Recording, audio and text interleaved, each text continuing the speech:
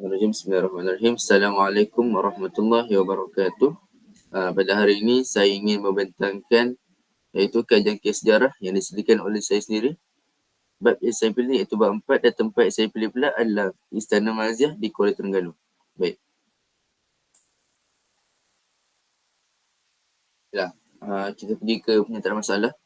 Terdapat pencanggahan yang berlaku sebelum mulanya pembinaan Istana Maziah. Maksudnya, masalah yang berlaku sebelum mulanya istana ni ada sedikit pergaduhan lah. Dan perdebatan antara diorang. Baiklah, sebelum tu kita pergi ke persoalan kajian dulu. Baiklah, kita ada 3 pengetahuan, kemahiran dan nilai akibat. Pertama sekali, pengetahuan menjelaskan masalah yang berlaku sebelum mulanya pembinaan Istana Maziah. Yang kedua, kemahiran memberi rasionalisasi mengapa Istana Maziah perlu diubah suai. Yang terakhir sekali, nilai akibat menjelaskan kepentingan mengapa istana perlu dibina di suatu tempat. Baiklah. Baiklah, untuk kajian literatur yang saya dah buat berdasarkan link ni saya dah letak ni, saya mendapati bahawa pada masa itu pembinaan Istana Maziah tertangguh kerana ada masalah kewangan. Macam saya cakap tadi, terdapat pencanggahan sebelum mulanya pembinaan Istana Maziah. Maksudnya, pada masa tu diorang nak bina Istana Maziah ni. Tapi bila diorang dah set waktu tu, tiba-tiba bila nak set tarikh tu, tiba-tiba waktu tu ada masalah kewangan. So, disebabkan masalah kewangan tu, diorang skip daripada tarikh tu kepada tarikh lain. Tak silap saya waktu diorang plan untuk diorang nak buat ni, tahun tu pada tahun 1895 lah daripada rujukan yang saya dah buat. Tapi disebabkan ada masalah kewangan, diorang skip kepada tahun 1902. Tak silap saya 1902 ataupun 1903. Tapi yang saya tahu tarikh pembinaan Istana Maziah ni dah siap, dah settle pada tahun 1908. Baiklah, objektif kajian pula macam tadi. Yang pertama sekali, dapat menjelaskan masalah yang berlaku sebelum mulanya pembinaan Istana Maziah. Yang kedua pula, dapat memberi rasionalisasi mengapa Istana Maziah perlu diubah suai. Yang terakhir sekali, dapat menjelaskan kepentingan istana. Mengapa istana mesti dibina di satu tempat. Baiklah, dapatan kajian pula. Yang pertama sekali, pengetahuan. Jelaskan masalah yang berlaku sebelum mulanya pembinaan Istana Maziah. Macam saya cakap tadi, masalah kewangan ini telah mengakibatkan pembinaan Istana Maziah tertangguh pada masa itu dan tidak boleh meneruskan pembinaan tersebut. Macam saya cakap tadi, pada tahun 1895 lah, diorang terpaksa tangguh dan diorang tak boleh nak buat. So, diorang skip pada tahun 1902. Yang kedua pula, dapatan kajian kemahiran berikan rasionalisasi mengapa Istana Maziah perlu diubah suai. Baiklah, Istana Maziah perlu diubah suai kerana pembinaan yang dilakukan tidak kukuh. Bahan yang digunakan dalam pembinaan tersebut adalah campuran kapur, tanah liat, garam pasir, telur putih dan manisan-manisan. Maksudnya,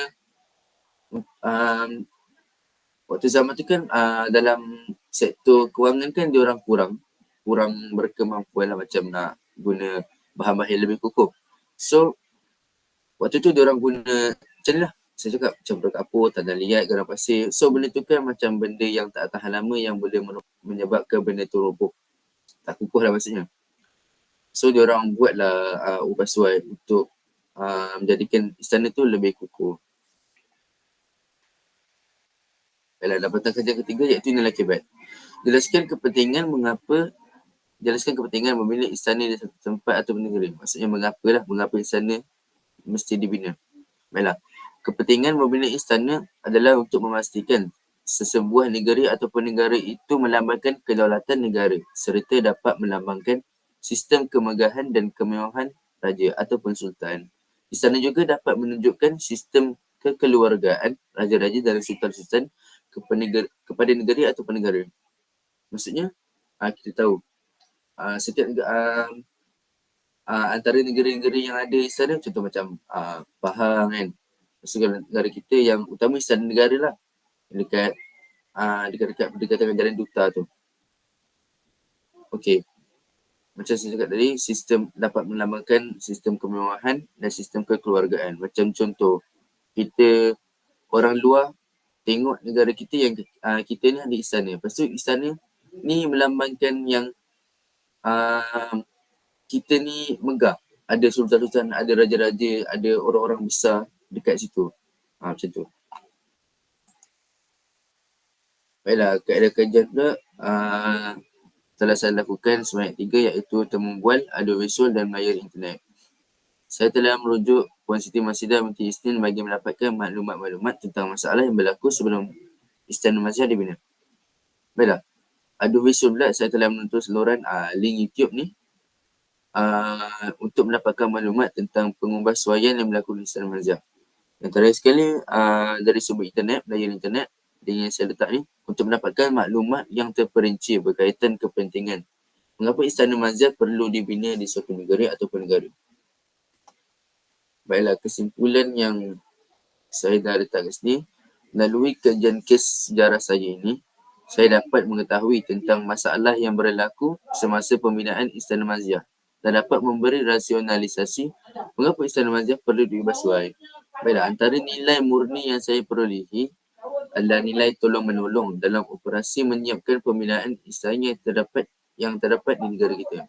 Maksudnya nilai tolong-menolong ni maksudnya macam bekerjasama untuk melakukan sesuatu kerja ataupun pembinaan macam ni lah. Baiklah, selain itu nilai patriotism yang saya dapati daripada kajian kes ini adalah semangat kental dalam membangunkan sesebuah tempat supaya tidak dilupakan. Maksudnya semangat kental ni macam hard work lah, macam bekerja keras, tak mudah putus asa. Lepas tu dia nak bina ni untuk kekal sampai bila-bila. Akhir sekali saya berharap agar kita sentiasa berusaha dalam meningkatkan sifat cinta akan negara di dalam diri kita. Tidak terpengaruh dengan budaya luar agar adat serta kedaulatan negara kita terpelihara. Contoh budaya luar yang banyak orang Melayu sekarang ikut, contoh macam bila kita sambut hari jadi, betul. Bila sebut hari jadi, banyak orang Melayu pakai topi yang bentukkan ke atas, betul. Padahal dalam Melayu tak ada pun benda macam tu. Itu semua budaya luar. Betul. Baiklah, cadangan yang saya letak kat sini, saya bercadang agar pihak yang berkaitan mengambil inisiatif bagi memastikan sejarah tidak berulang, misalnya dengan mengadakan kempen mengenali istana di negara. Ini adalah untuk mendedahkan kepada orang ramai betapa pentingnya sesebuah istana di suatu negara ataupun negara. Selain itu, pihak sekolah perlu mengadakan program-program yang berkait rapat dengan nilai patriotism. Hal ini membolehkan semangat perpaduan dalam jiwa mereka disemai oleh anak muda. Sebab apa? Kalau kita tengok sekarang, banyak anak muda generasi baru ni tak tahu tentang istana.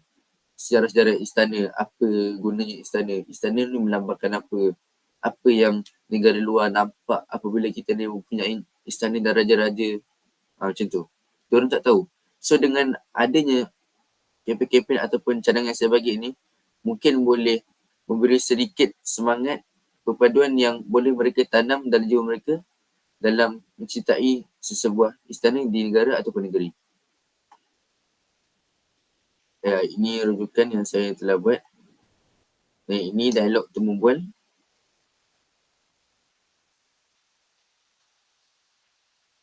Terakhir sekali, ini adalah bahan rujukan. Untuk YouTube pula yang saya cakap tadi, saya ada letak link yang bertajuk Sejarah Kenegaraan Malaysia, Istana Masjid. Okay, untuk internet pula, yang link saya letak ni, dan yang terakhir sekali, lecturer. Yang ni lah. Ya, ini lampiran. Ini lampiran pertama yang YouTube saya tonton. Yang kedua, ini adalah dengan cara melayari internet daripada Majlis Bandaraya Kuala Terengganu.